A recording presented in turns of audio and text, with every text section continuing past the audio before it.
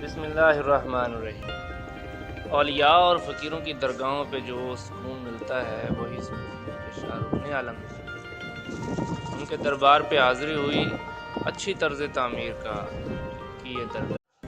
بسم اللہ الرحمن الرحیم۔ اولیاء اور فقیروں کی درگاہوں پہ جو سکون ملتا ہے وہی سکون کہ شاہ رکن عالم ان کے دربار پہ حاضری ہوئی اچھی طرز تعمیر کا کی یہ درگاہ ہے، اور شاہ رکن عالم اپنے مریدین کے ساتھ جہاں پہ آرام فرما رہے ہیں وہ جگہ بھی بہت ہے، اور طرز تعمیر کا یہ ایک شاہکار ہے۔